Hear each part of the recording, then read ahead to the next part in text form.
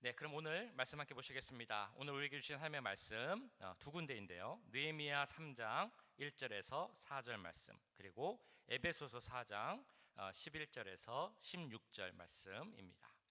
자, 먼저 신약 성경 313쪽에 있는 에베소서 4장 11절에서 16절을 먼저 찾으셔서 손가락을 딱 끼시고, 그 다음에 구약 729쪽에 있는 느헤미야 3장 1절에서 4절 말씀을 찾아서 우리 함께 먼저 느헤미야 말씀을 한 절씩 교독하겠습니다. 하나님의 말씀을 교독할 때 살아계신 하나님의 음성을 들으시기 바랍니다. 그때 대제사장 엘리야십이 그의 형제 제사장들과 함께 일어나 양문을 건축하고 성별하고 문짝을 달고 또 성벽을 건축하여 함메야 망대에서부터 하나넬 망대까지 성별하였고, 그 다음은 여리고 사람들이 건축하였고, 또 그 다음은 이므리의 아들 삭굴이 건축하였으며, 어무는 하사나의 자손들이 건축하여 그 들보를 얹고 문짝을 달고 자물쇠와 빗장을 갖추었고, 그 다음은 학고스의 손자 우리아의 아들 무레못이 중수하였고, 그 다음은 무사사벨의 손자 베레가의 아들 무슬람이 중수하였고, 그 다음은 바하나의 아들 사독이 중수하였고. 자, 에베소서 4장 읽겠습니다. 그가 어떤 사람은 사도로, 그가 어떤 사람은 선지자로, 어떤 사람은 복음 전하는 자로, 어떤 사람은 목사와 교사로 삼으셨으니, 이는 성도를 온전하게 하여 봉사의 일을 하게 하며 그리스도의 몸을 세우려 하심이라.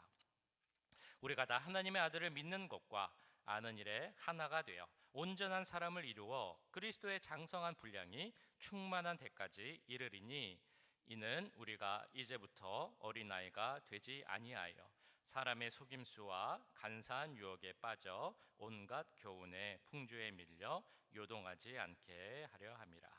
오직 사랑 안에서 참된 것을 하여 범사에 그에게까지 자랄지라. 그는 머리니 곧 그리스도라. 그에게서 온 몸이 각 마디를 통하여 도움을 받음으로 연결되고 결합되어 각 지체의 분량대로 역사하여 그 몸을 자라게 하며 사랑 안에서 스스로 세우느니라. 아멘. 자, 우리가 예전에는 이런 퀴즈들 많이 냈던 것 같습니다. 이 세상에서 가장 높은 산은 어디일까요? 라는 퀴즈입니다. 혹시 답을 아시나요? 세상에서 가장 높은 산은 어디일까요? 네, 에베레스트 맞습니다. 자, 그럼 혹시 이 퀴즈의 답도 아십니까? 그 가장 높은 에베레스트를 가장 먼저 등반에 성공한 사람은 누구일까요? 네, 어렵죠? 네, 아마 잘 모르실 겁니다. 가장 먼저 에베레스트를 등반한 사람은 뉴질랜드 사람인데 에드문드 힐러리라는 그 사람입니다. 그래서 이제 이 사람 부를 때 뒤에 경을 붙여서 부르기도 합니다. 에드문드 힐러리 경. 그 이분이 처음으로 에베레스트 정상을 등반한 것은 1953년이었습니다. 처음으로 그 높은 산을 등반 성공하니까 그 이제 성공하고 내려왔을 때 많은 사람들이 모여서 축하하고 축복해 줬습니다. 그리고 기자들이 모여서 많이 이제 인터뷰를 하려고 했습니다. 어떤 비결이 있었기에 그 가장 높은 에베레스트를 등반하셨습니까? 어려우신 점은 무엇이었습니까? 누구에게 도움을 받았습니까? 이제 이런 인터뷰를 했습니다. 그때 이 에드문드 힐러리라는 사람이 했던 대답이 바로 이 옆에 있는 이 사람, 네팔 사람인데 텐징 노르게이라는 쉐르파 덕분입니다 라고 이야기를 했다고 합니다. 저기 나오죠? 텐징 노르게이, 네팔 분입니다. 이분의 역할은 쉐르파라는 것인데요, 쉐르파는 사람들이 산을 오를 때 도와주는 역할을 하는 그 직업을 쉐르파라고 합니다. 그래서 길을 알려주고 짐을 들어주고 어떻게 올라가야 하는지 알려주는 것이 첫 번째 이 쉐르파의 역할입니다.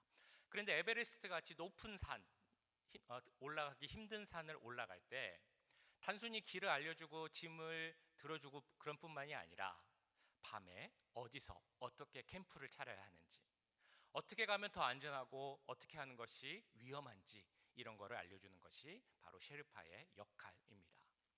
그런데 여기 나오는 텐징 노르게이는 그 쉐르파의 역할에만 멈춘 것이 아니었습니다. 그들은 서로 줄로 묶어서 그 사람의 생명을 살릴 수 있는 그러한 서로 연결된 관계가 바로 이 셰르파 노르게이와 그 에드문드 힐러리의 관계였습니다. 실제로 이 힐러리 경이 한 번은 그 잡고 있던 그 몸을 묶고 있던 끈이 다 풀리고 잡고 있던 로프도 풀어져 가지고 실제로 떨어질 뻔한 적이 있었다고 합니다. 벼락에서 떨어질 뻔했는데 이 텐징 노르게이와 연결되어 있던 그 줄로 말미암아서 겨우 목숨을 구했다고 합니다. 그런 이야기를 듣자 기자들이 이제 텐징 노르게이한테 가서 또 인터뷰를 했습니다. 이 힐러리를 구한 소감이 어떻습니까? 라고 물어보자 이 텐징 노르게이가 아무렇지도 않게 이렇게 이야기를 했습니다. 그건 당연한 겁니다. 산을 타는 사람들, 등산하는 사람들은 서로가 이렇게 서로를 돕습니다. 우리는 항상 줄로 연결되어 있는 관계입니다. 라고 이야기를 했습니다. 우리가 만약에 살아가다가 어려운 일을 당할 때 만약에 내가 혼자라면 그 어려운 고난을 이겨내는 것은 참 쉽지 않습니다.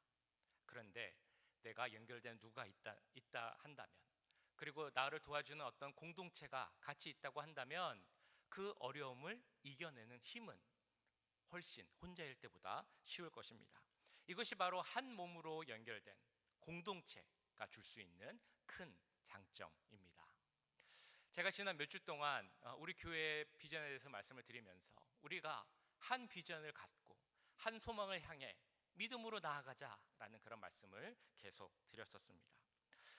그런 교회, 즉 한 곳을 바라보며 소망을 같이 갖고 그래서 믿음으로 나아가기 위해서 우리에게 필요한 것이 하나 있습니다. 그것은 뭐냐면 우리가 주 안에서 하나의 공동체라는 것을 깨닫는 것, 우리가 하나임을 깨닫고 하나의 공동체가 되어가는 것, 이것이 바로 우리에게 너무나 필요한 일입니다.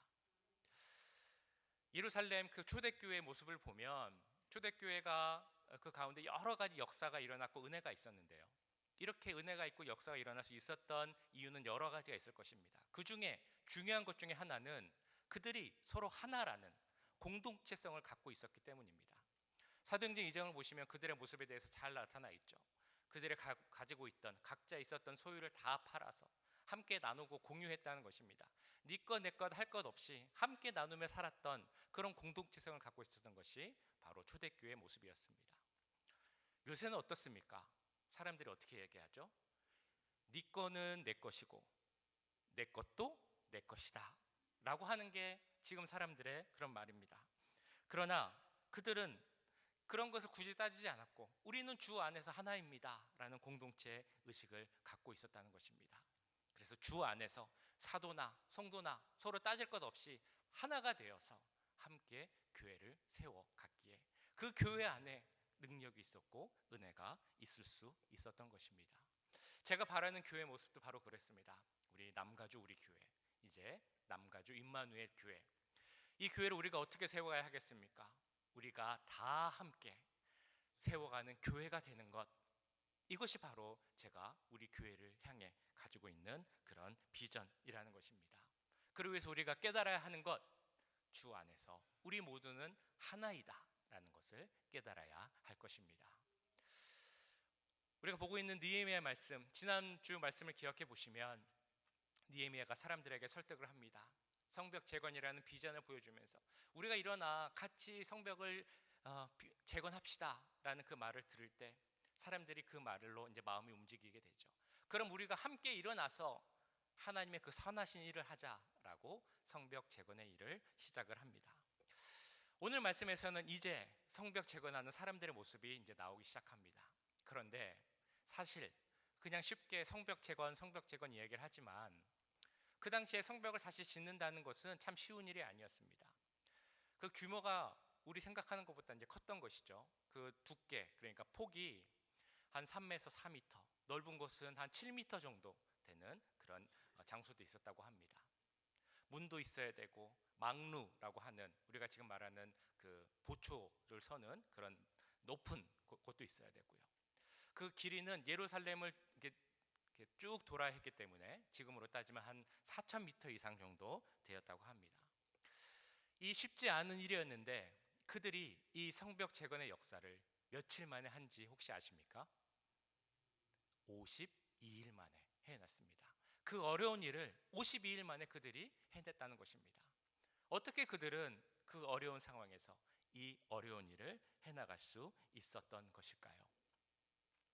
오늘 보신 느헤미야 3장 말씀, 우리가 읽기는 1절에서 4절까지만 읽었습니다만 3장 전체를 보시면 계속해서 나오는 반복되는 단어가 있습니다. 그 내용이 비슷해서 이제 오늘 본문에는 4절까지만 읽었습니다만 계속해서 나오는 단어, 오늘 2절에 많이 나오는 단어인데요. 1절, 2절 제가 한번 다시 읽어보도록 하겠습니다.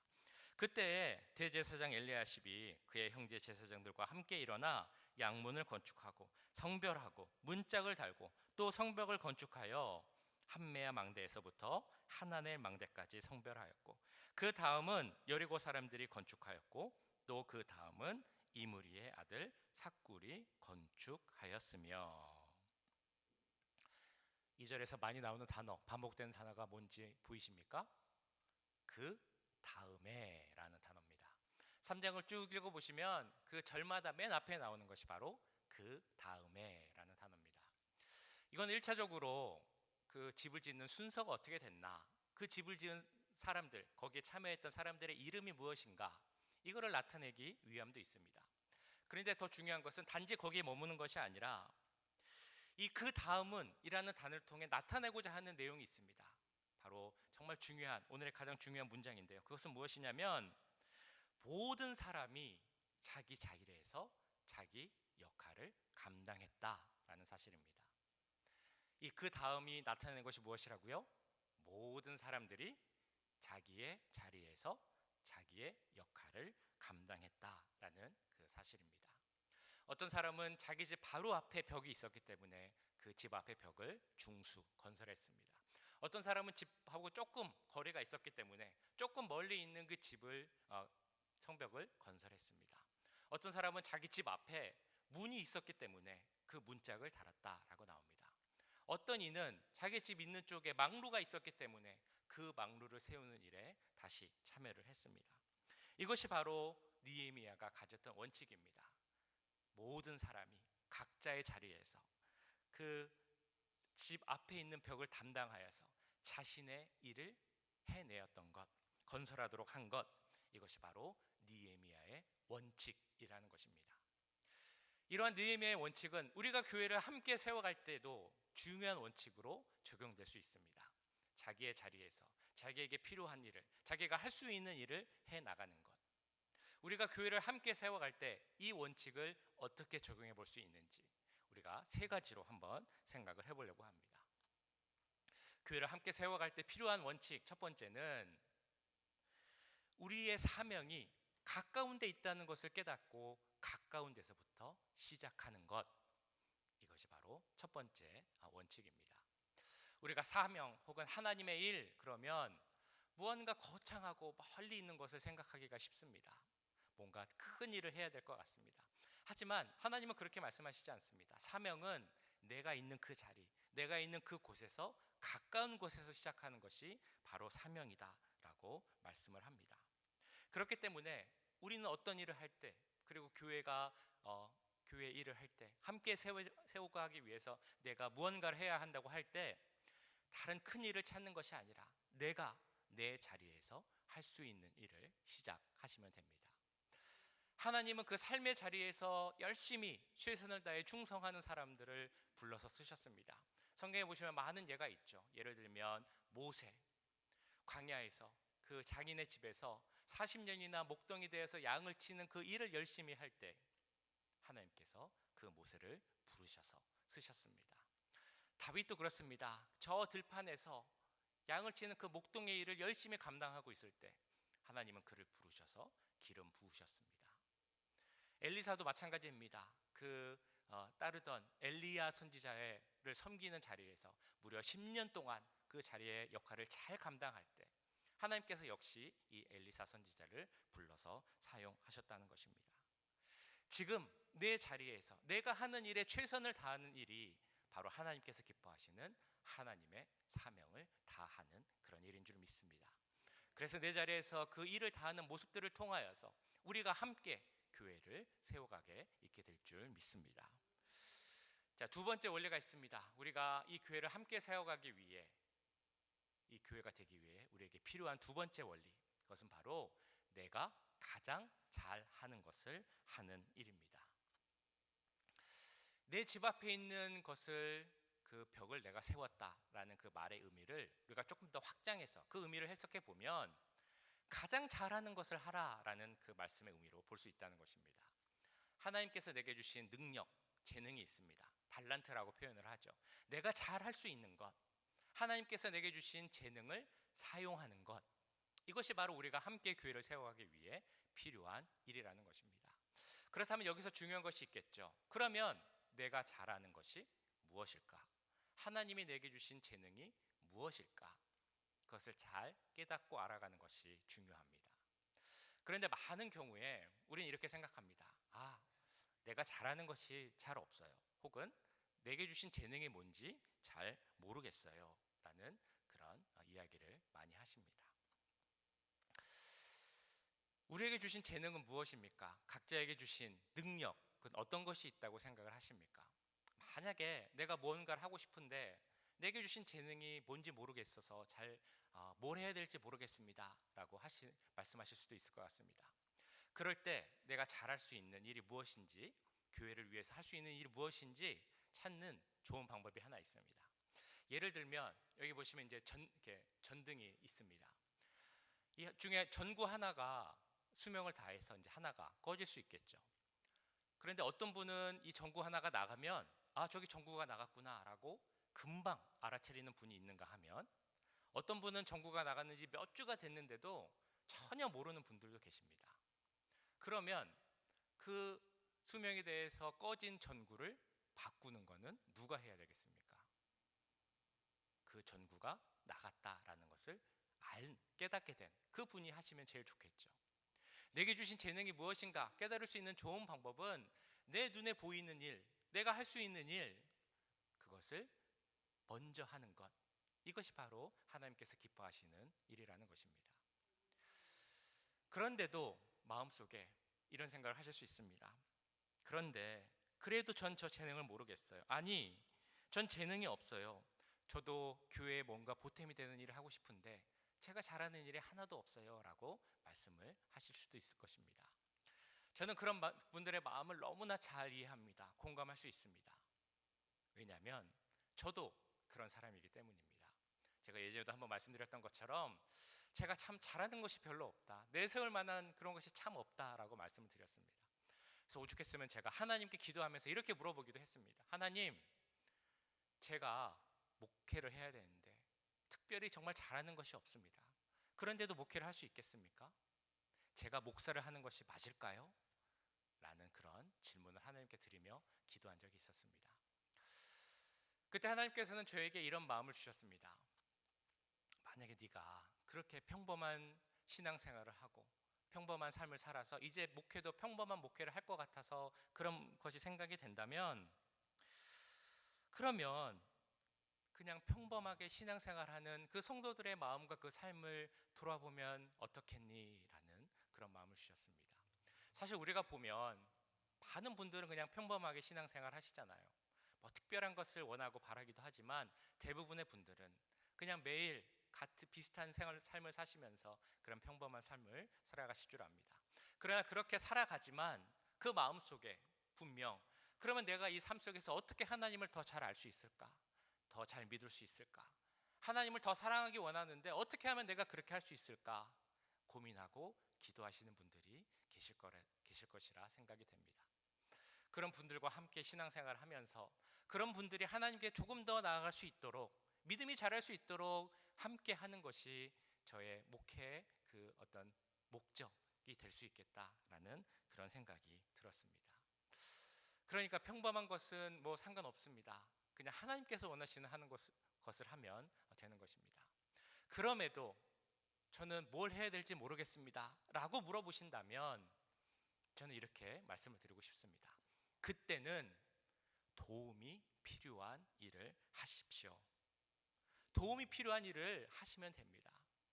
잘 아시는 것처럼 교회라는 곳은 그 교회의 규모가 작든지 크든지 상관없이 꼭 그 교회가 이제 해 나가기 위해서 필요한 역할들이 있습니다. 그런데 우리 교회를 포함해서 그 역할을 감당한 일꾼이 충분하지 않은 경우들이 있죠. 그러면 몇 분이 그 필요한 역할을 중복해서 맡아야 하기 때문에 힘들기도 하고 피곤한 경우도 생기게 됩니다. 그때 이런 도움이 필요합니다. 여기에 도움을 좀 주세요. 함께 해주세요. 라고 한다면 그 필요한 것을 내가 할 수 있다면 그것이 바로 하나님께서 기뻐하시는 일이 된다는 것입니다. 오늘 우리가 공동의회를 하죠. 공동의회를 통해서 우리 교회에 필요한 역할을 이제 많이 임명을 하고 그 도움을 부탁할 것입니다. 그때 내가 할 수 있는 일, 도움이 필요한 일을 내가 함께 감당하고, 그래서 우리 교회를 함께 세워가는 일에 내가 함께 하겠다, 이런 마음으로 함께 고백할 수 있기를 간절히 바랍니다. 근데 중요한 원칙이 하나 있습니다. 그 중요한 원칙은 뭐냐면 서로 비교하지 않는 것입니다. 어떤 것이 더 중요하다, 어떤 것이 덜 중요하다 말하지 않는 것입니다. 왜냐하면 하나님의 일에는 더 중요한 일, 덜 중요한 일은 없기 때문입니다. 하나님의 일은 모두가 다 중요한 일이고 그 모든 일들이 합하여서 하나님의 그 선하신 뜻을 이뤄가기 때문입니다. 어떤 사역을 하든 비교하는 것이 아니라 내게 맡겨주신 그 사역을 감사하며 최선을 다하는 것이 바로 하나님의 기뻐하시는 모습임을 믿습니다. 자, 마지막 세 번째로 우리가 함께 세워가는 교회가 되기 위해 필요한 원칙, 세 번째는 바로 우리가 하나임을 잊지 않는 것입니다. 우리가 하나 되었다는 것을 잊지 않는 것. 우리가 3장에서 보시고 말씀드렸던 것처럼 이스라엘 사람들은 성벽을 세우기 위해서 각자의 자리에서 각자의 역할을 열심히 했습니다. 그런데 그들이 각자의 자리에서 일을 하면서도 잊지 않았던 사실이 있습니다. 그것은 바로 우리는 하나다라는 사실입니다. 그래서 이제 앞으로 보실 4장에 보시면 그들이 하나됨을 깨닫고 함께하는 일들이 계속 나옵니다. 그들은 함께 성벽을 건축하였고 그들은 함께 경계를 섰습니다.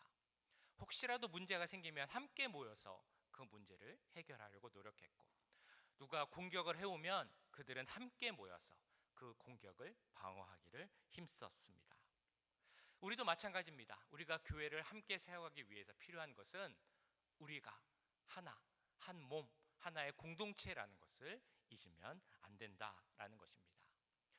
우리가 하나라는 것이 어떤 의미인지에 대해서는 오늘 또 읽으신 에베소서 4장 그 중에서도 16절 말씀에 잘 나옵니다. 우리 16절 말씀은 같이 한번 읽어보실까요? 시작.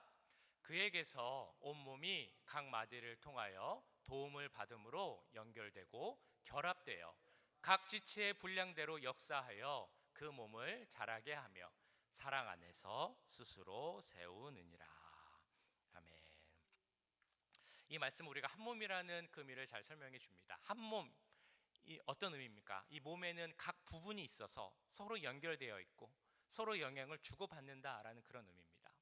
우리가 한 몸과 같은 공동체가 되었다라는 것은 우리가 서로 연결되어서 서로에게 영향을 주고받는다, 그런 의미겠죠.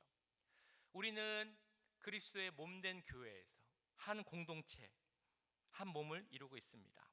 그래서 그리스도의 몸된 이 교회에서 지체가 된 우리 한 명 한 명은 내 혼자로서는 자랄 수도 없고 성장할 수도 없고 살아갈 수도 없음을 깨달아야 합니다. 그리스도의 몸된 이 교회를 이루고 있는 이 한 몸된 교회 역시 우리 각 지체된 한 명 한 명이 각 자리에서 그 일을 열심히 하며 서로 연결되어 있다는 것을 깨달아야만 그 교회가 한 몸으로서 성장하고 자랄 수 있다는 것입니다. 우리가 옆에 계신 분들과 정말 매일 같이 연락하고 또 자주 만나시면서 아마 이런 생각을 해보셨을 것입니다. 우리는 정말 서로 영향을 많이 주고받는데 그 중에서도 은혜를 주고받는 경우가 참 많다라는 그런 생각 해보셨을 것이라 믿습니다.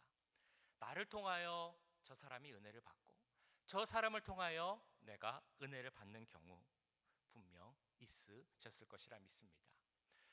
우리가 서로 영향을 주고받고 은혜를 주고받는 이유가 무엇입니까? 우리는 서로 연결되어 있고 연합되어 있는 한 몸에 속한 지체들이기 때문입니다. 그래서 사탄은 그 연결을 끊으려고 합니다. 서로 다투고 갈라지게 만들려고 합니다. 성도들이 같이 은혜를 주고받는 것을 못하게 하고 같이 자라는 것을 못하게 해서 그 안에서 한 몸 된 우리 교회가 건강하지 못하게 흔들리고자 하는 것이 바로 사탄의 계략이라는 것입니다. 그러나 우리는 한 형제요, 한 자매요, 그리고 주 안에서 하나 된 한 솥밥을 먹는 식구임을 믿습니다. 처음에 말씀드렸던 그 등산가와 그 쉐르파가 우리는 서로 줄로 연결되어 있습니다 라고 이야기했던 것처럼 우리는 서로 영적인 줄로 연결이 된 한 몸과 같은 한 공동체임을 잊지 말아야 할 것입니다. 나 혼자, 누구 혼자 교회를 세운 것이 아니라 그 영적인 줄로 연결된 우리 모두가 함께 주님의 교회를 세워가야 한다는 것입니다. 이 원칙에 대해서 오늘 에베소서 4장 11절 12절에서는 이렇게 말씀을 합니다. 그가 어떤 사람은 사도로, 어떤 사람은 선지자로, 어떤 사람은 복음 전하는 자로, 어떤 사람은 목사와 교사로 삼으셨으니 이는 성도를 온전하게 하여 봉사의 일을 하게 하며 그리스도의 몸을 세우려 하심이라. 11절 말씀을 보시면 교회에 참 직분이 많구나 라고 우리가 깨닫게 됩니다. 사도, 선지자, 복음 전하는 자, 목사, 교사. 그런데 이 11절을 통해서 교회 직분자가 많다라는 것을 알려주는 것이 이 말씀의 목적이라기보다 이 말씀을 이해하기 위해서 우리가 12절까지 함께 보셔야 됩니다. 이런 직분자를 세우는 그 목적이 12절에 나오는데 그것이 뭔가 하면 성도를 온전하게 하여 봉사의 일을 하게 하는 것, 이것이 바로 이 직분자들을 세운 목적이라고 합니다. 많은 성도들이 이런 생각을 합니다. 교회를 세워가는 데 있어서 중요한 역할을 하는 것은 목사 혹은 목회자이다. 그러니까 목사가 주로 사역하고 우리 성도들은 그냥 필요한 일 돕는 정도, 그냥 수동적인 역할만 하면 된다라고 생각하실지 모르겠습니다. 근데 이것은 바른 생각이 아닙니다. 교회는 누구 혼자가 세워가는 것이 아니라 함께 세워가는 것입니다. 그래서 12절을 보시면 성도를 온전하게 하여 봉사의 일을 하기 위해서 직분자가 있다라고 말씀하고 있는데요. 여기서 말하는 봉사의 일이라는 것을 그 영어 성경으로 보면 미니스트리라는 그 단어를 사용하고 있습니다. 미니스트리, 잘 아시는 것처럼 사역 혹은 목회를 의미하는 그런 단어입니다. 그러니까 직분자들이 성도를 온전하게 하는 이유는 그들을 또 한 명의 사역자로 세워서 그들과 함께 하나님 계시는 기뻐하시는 그 교회를 함께 세워가기 위한 일이라는 것입니다. 우리 교회도 마찬가지입니다. 우리 남가주 우리 교회, 남가주 임마누엘 교회, 저 혼자 세워가는 것이 아닙니다. 우리가 다 함께, 우리는 한 몸, 한 공동체이기에 우리가 함께 이 교회를 세워가야 하는 것입니다. 그렇게 함께 교회를 세워갈 때 사도 바울은 그 교회가, 그리스도의 몸된 교회가 바로 세워진다라고 말씀하고 있습니다. 여기서 바로 세워진다라는 그 원어의 뜻을 보면 우리 뼈, 사람의 몸의 뼈가 골절되어 있다가 제자리로 돌아간다라는 의미가 있다고 합니다. 그러니까 우리가 함께 하나가 되어서 세워가는 교회가 건강한 교회라는 의미입니다. 누구 한 명 혹은 몇 명의 사람들이 세워가는 교회는 마치 뼈가 골절된 것과 같은 그런 건강하지 못한 교회가 될 수 있다는 의미임을 우리는 꼭 기억해야 할 것입니다. 여기 앞에 보시는 것처럼 우리는 이제 성찬식을 하게 됩니다.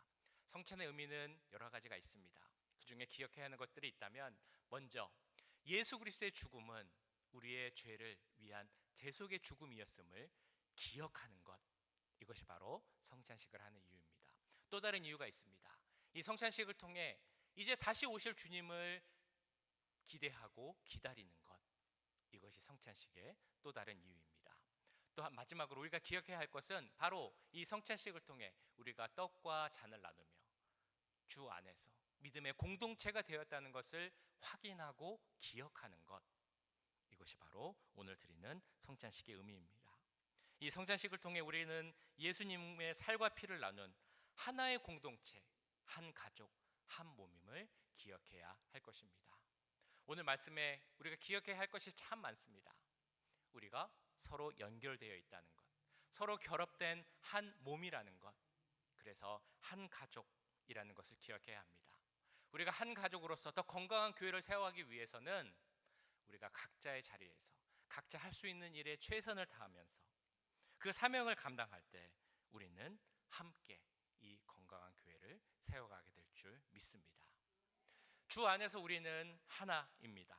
하나가 되어서 주님의 몸된 교회, 하나님이 기뻐하시는 그런 건강한 교회를 세워갈 수 있는 우리 모두가 될 수 있기를 주님의 이름으로 간절히 축원합니다.